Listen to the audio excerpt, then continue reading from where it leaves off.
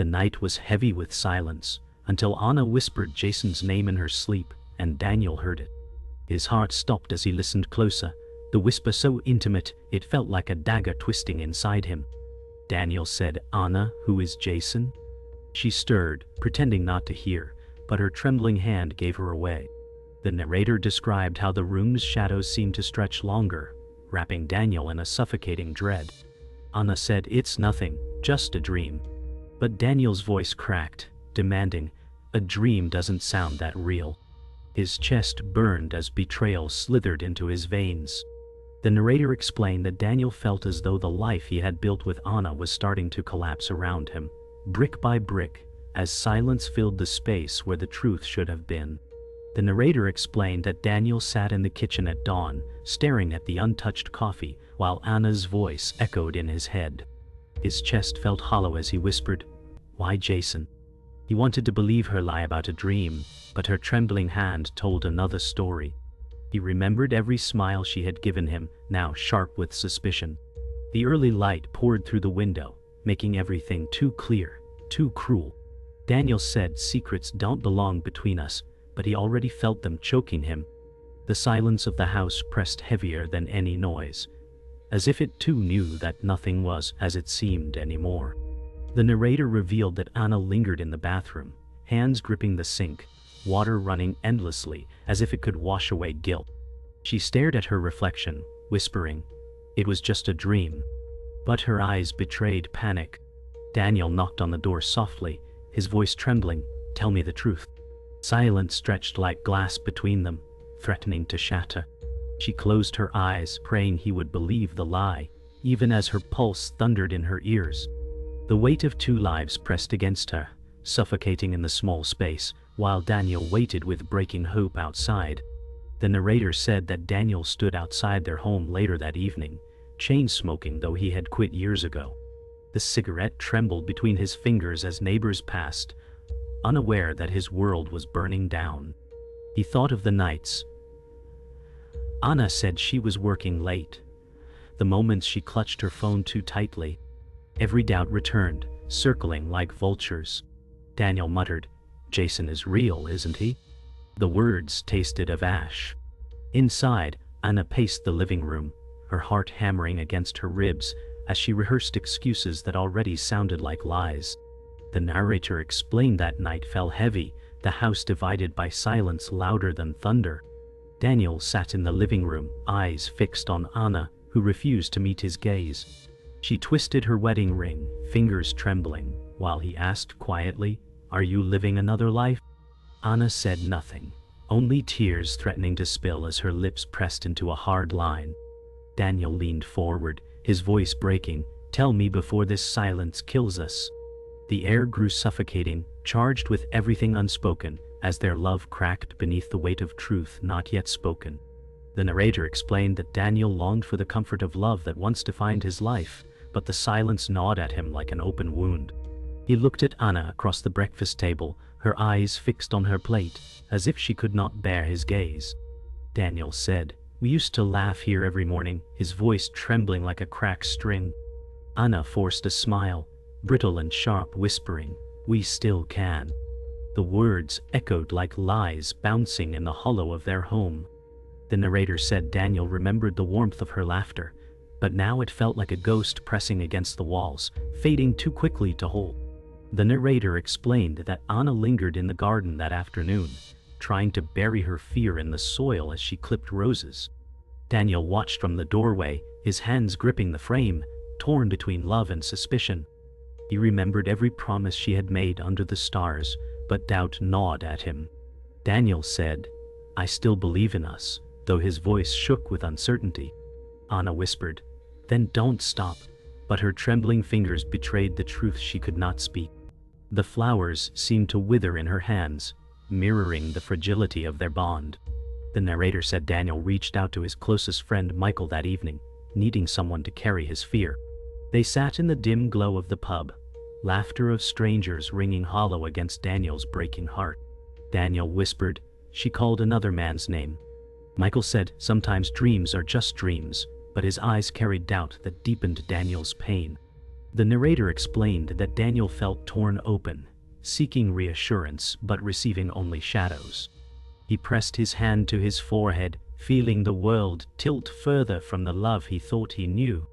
The narrator described how Anna tried to cling to normality by cooking dinner, her hands slicing vegetables while her mind raced with excuses. Daniel entered the kitchen quietly, watching her every move. He remembered the nights filled with laughter and music, now replaced with suffocating silence. Daniel said, "You don't smile when you cook anymore." Anna replied, "I'm just tired," though her voice cracked at the edges. The knife trembled in her grip, and Daniel's chest tightened with the realization that the life they built was crumbling in small, silent ways.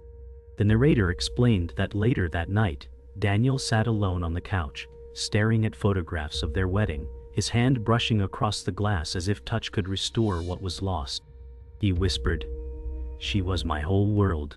Anna stood silently in the hallway, watching him, tears gathering in her eyes but no courage in her voice. The narrator said Daniel's heart clung to memories of joy, desperate to protect love even as lies pressed against him.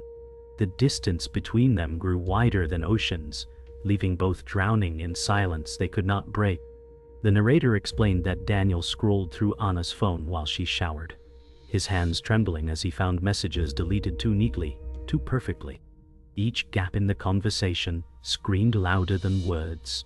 He muttered, "Truth hides in silence." His chest felt crushed, suspicion now more poison than doubt. Anna's laughter drifted faintly from the bathroom, but it carried no warmth. Daniel whispered, "Jason is real, I can feel him." The narrator said the room grew colder, shadows deepening, as if the walls themselves recoiled from the weight of unspoken secrets pressing into every corner.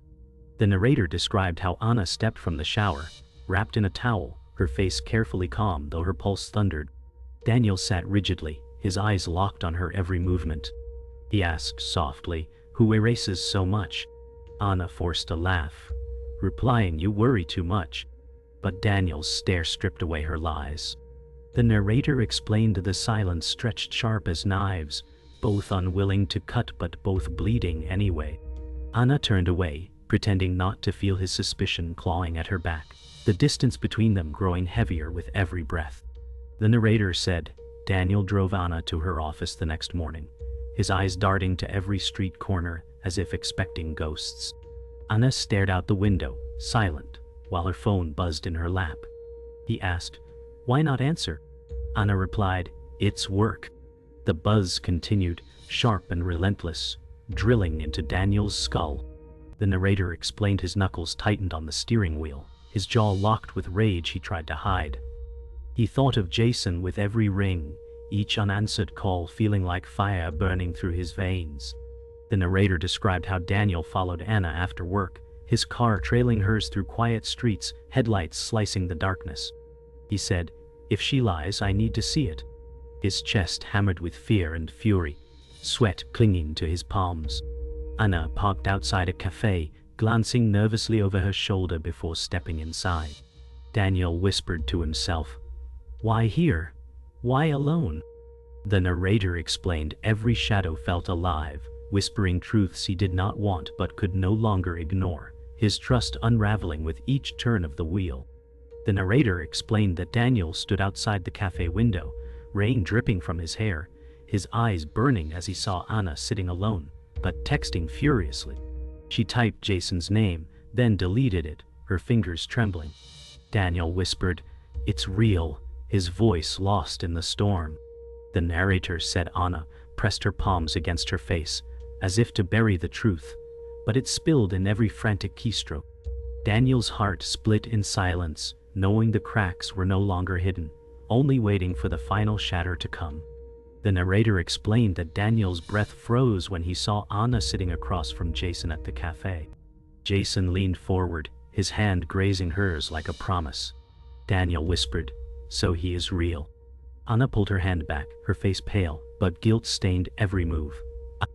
Jason said, "You cannot keep running forever."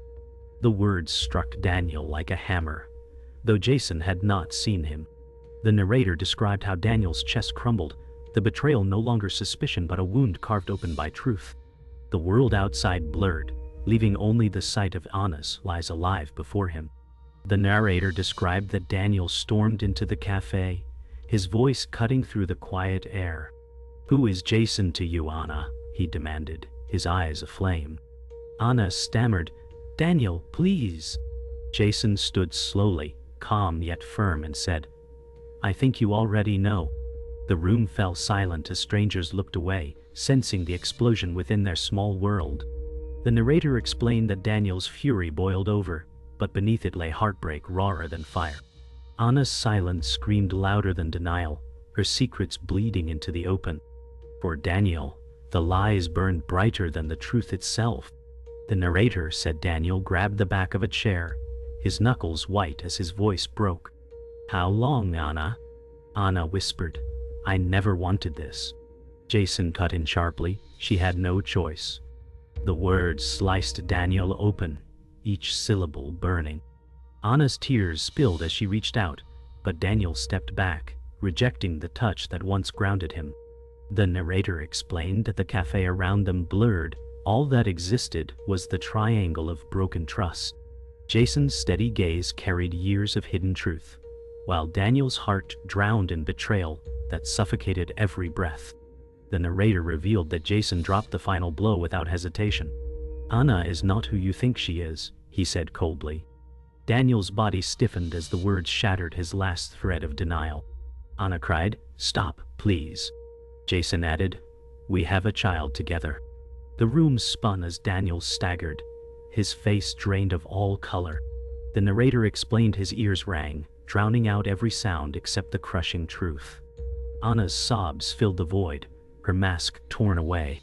Daniel whispered, "Everything was a lie," as his life collapsed beneath the unbearable weight of her double life. The narrator explained that Daniel staggered out into the storm, his heart bleeding as the rain lashed his face. He shouted, "A child? With him?" His voice cracked, breaking into the night. Behind him, Anna rushed to the doorway, tears streaking down her face, whispering his name. Jason remained inside, unmoved, a shadow tethered to her past. The narrator said Daniel's world no longer existed. Every dream turned to ash. He sank to his knees on the wet pavement, whispering. It burned everything as thunder echoed above, sealing the truth that tore his life apart. The narrator explained that Daniel slammed the door behind him when Anna followed him home, the thunder outside echoing the storm inside. His voice cracked with rage as he shouted, "You destroyed us." Anna cried, "Daniel, I never meant for this to happen." Her words only deepened the wound, cutting him further. The narrator said Jason's confession still echoed in Daniel's mind, each word like shards of glass. He pounded the wall with his fist, shouting, "You gave him what was mine." Anna collapsed to her knees, sobbing, while the walls of their home absorbed the destruction of their love. The narrator described that Daniel threw wedding photographs from the shelf, glass shattering as his voice tore through the silence. "Every smile was a lie," he screamed. Anna rushed to pick up the broken pieces, whispering, "No, I loved you." But her words felt hollow, drowned in the chaos of the room. The narrator said Daniel's chest heaved, every breath fueled by betrayal, his hands shaking as he pointed at her. "Love doesn't betray," he spat, his eyes burning with tears. Anna clutched the broken frame, blood on her fingers, while the storm outside roared louder. The narrator said Daniel paced across the room like a caged animal, his voice breaking into raw fury. "How many nights were mine stolen for his?" Anna sobbed. "I was torn, Daniel. I couldn't escape him." Her confession struck him like fire, consuming what little remained of trust. He shouted, "You chose him." His hands trembled as he grabbed the edge of the table, nearly tipping it over. The narrator explained that Anna crawled toward him, reaching out, but Daniel recoiled, choking on his pain. The air thickened, heavy with every betrayal spoken and unspoken. The narrator revealed that Daniel's voice cracked into despair as he shouted, "Did you ever love me, Anna?"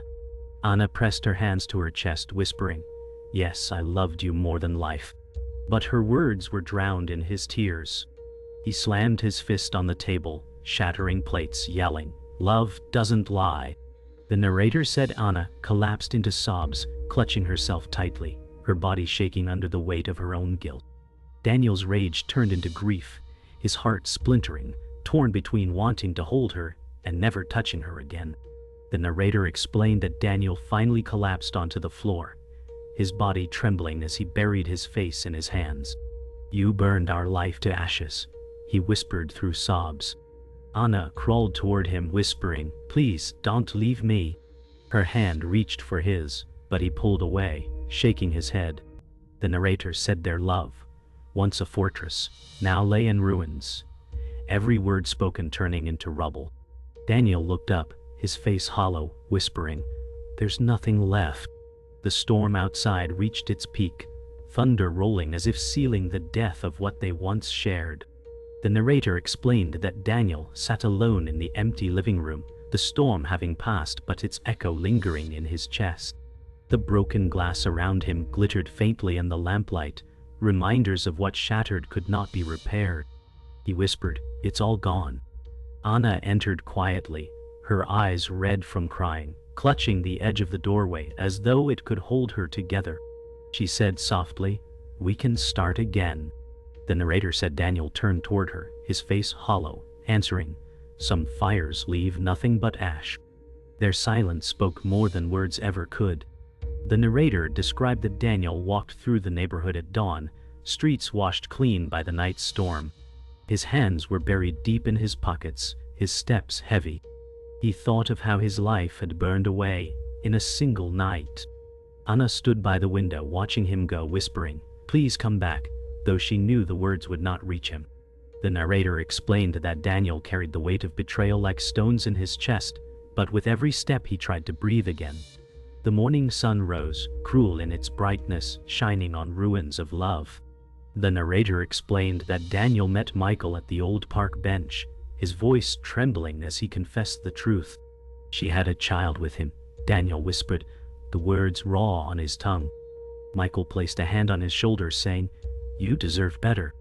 The narrator said Daniel's eyes burned with unshed tears, his heart cracking under the weight of betrayal. He whispered, "I don't know who I am without her." Michael replied, "You'll find yourself again." The air was sharp with the scent of wet grass, the world too alive for Daniel's brokenness. The narrator described Anna sitting in their bedroom, clutching the wedding dress she had hidden away in the closet. Tears stained the fabric as she whispered, "We were supposed to last forever." Jason's words replayed in her mind, cutting deeper. She pressed the dress against her chest, but the weight of lies crushed her instead of comforting her.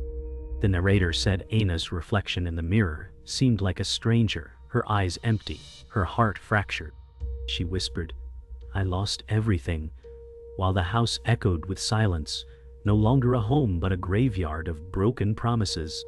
The narrator explained that Daniel stood on a bridge at twilight, the city lights flickering below, his heart torn between despair and survival. He whispered, "I must let go," his breath visible in the cool air. Anna called his name from behind, her voice breaking, "Please don't leave me." Daniel turned slowly, his eyes heavy with sorrow, but his silence was answer enough. The narrator said he looked out at the water, reflecting the broken fragments of his life.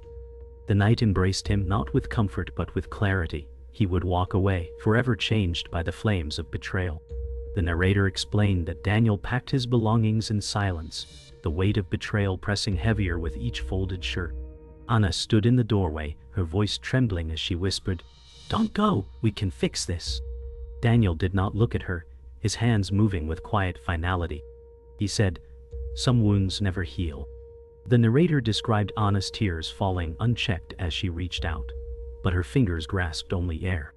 Daniel closed the suitcase with a snap that echoed through the hollow house, sealing not just his belongings, but the remnants of their life together.